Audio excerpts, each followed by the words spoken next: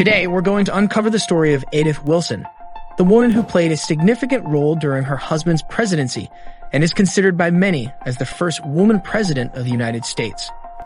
From her actions during her husband's time in office to her impact on American history, we'll delve into the life and legacy of this powerful and influential figure.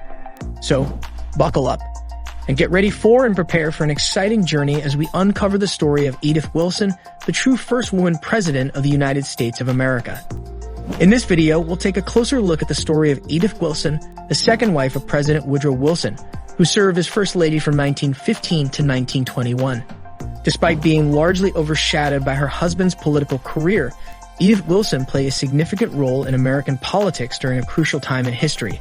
From her actions during her husband's incapacitation to her support for women's rights, we'll delve into the life and legacy of this powerful and influential woman.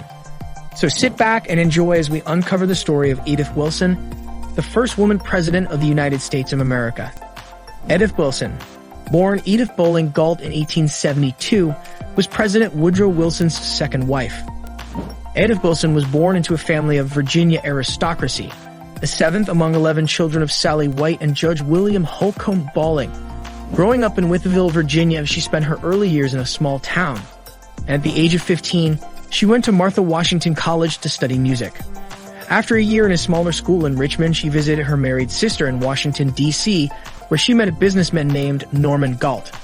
They were married in 1896, and for 12 years she lived as a contented young woman in the capital with vacations abroad. However, in 1908, her husband died unexpectedly, leaving her to manage the family's jewelry firm. As Mrs. Norman Galt, Edith gave birth to a son, but he died within a few days. After 12 years of marriage, she was left alone but had a lot of money. She started going to Europe more often, where she fell in love with the high fashion of the Parisian designer Worth. And when she got to Washington, she made a big splash, when she was the first woman to drive a car there. Despite her wealth and good looks, she was barred from the echelons of high capital society merely because she was labeled as trade, and her riches came from a retail establishment. It was through a quirk of fate and a chain of friendships that Edith Galt met the bereaved President Woodrow Wilson, who had recently lost his first wife. The two quickly developed a strong connection, and their admiration for each other soon turned to love. The president fell in love at first sight, and soon a presidential limousine hummed most nights outside Edith's door, ready to whisk her away for a romantic dinner. The following morning, presidential messengers delivered suggestive love notes that flatteringly sought her political opinion on issues ranging from the reliability of cabinet members to finesse diplomatic missions, as a war in Europe began to expand quickly. Despite the efforts of his political advisors to prevent the marriage, Edith and Woodrow Wilson got married, and she quickly became an influential figure in American politics. On December 18, 1915, they were married secretly in her house, and the White House staff and their guests were deeply moved by their joy. Edith Wilson became the second wife of the 28th President of the United States. After the end of World War I, President Wilson and his wife Edith traveled to Europe to negotiate the Treaty of Versailles and promote his vision for a League of Nations to prevent future conflicts. However, upon returning to the United States, they faced significant opposition from Senate Republicans for his proposed league. Despite being exhausted, Wilson continued on a nationwide tour by train in October 1919 to gain support, but faced little enthusiasm. Despite this, he persisted until he collapsed from exhaustion. He was rushed back to the White House, where he suffered a severe stroke. Edith found him unconscious in the bathroom, and it was clear that he could no longer fully carry out his duties as president. Edith took charge and began making decisions for her husband. Despite consulting with physicians, she refused to consider having her husband resign and have the vice president take over. This would have been detrimental to her husband's mental well-being. Her dedication to protecting her husband was driven by love, but it also revealed a need to understand the importance of a functioning executive branch of government. In prioritizing her husband as a person over his role as president, Edith's actions could be seen as self-centered and neglecting her duty to the country. Edith began a pattern of deception towards the nation to assert her control, including the cabinet, Congress, press, and public. She carefully controlled the information released about Wilson's health, only acknowledging that he needed rest and would be working from his bedroom. Cabinet members were only allowed to speak with her, and if they had policy papers or decisions for Wilson to review, she would review them first. If she deemed it important, she would take the paperwork to her husband's room, claiming to read the documents to him. The way Edith ran the government could have been clearer and more familiar for officials. They would wait outside the West sitting room for her to return after conferring with the president. When she returned, she would give them their paperwork with margin notes that she claimed were the president's responses. However, the handwriting in the notes looked more like it belonged to her, the nervous caretaker, rather than the president who was ill. Some officials found this method of governance disorienting. Edith described her actions as stewardship by reviewing every document government official or senators sent. I would summarize them and present them to the president, only bringing what I deemed important to his attention. I never made any decisions regarding government affairs. My only role was to determine what was important and when to present it to my husband.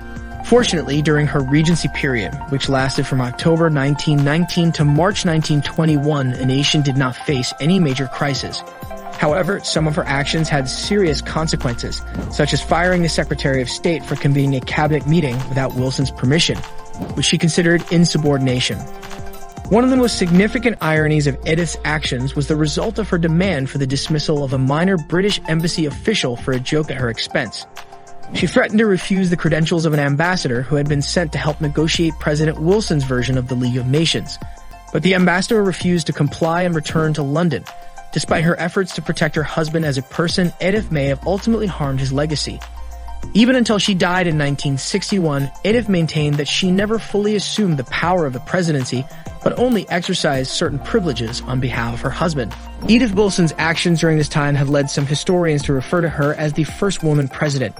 She effectively controlled access to her husband and decided which matters of state were important enough for him to be informed of and involved in. It is important to note that Edith Wilson never held the official title of president and was never elected to the position. However, her actions during this time have led some to argue that she effectively served as the country's leader during her husband's incapacity. Her actions during this period demonstrate her political savvy and ability to make important decisions. These actions have led many to view her as a trailblazer for women in politics. Edith Wilson's actions during her husband's incapacitation have been the subject of much debate and speculation. Some historians praise her for her role in running the government during a difficult time, while others have criticized her for overstepping her bounds and undermining the constitutional process. Nevertheless, her actions and influence during this time have cemented her place in history as a powerful and influential figure who played a significant role in American politics during a crucial time in history. After her husband's presidency ended, Edith Wilson continued to be involved in politics and social causes.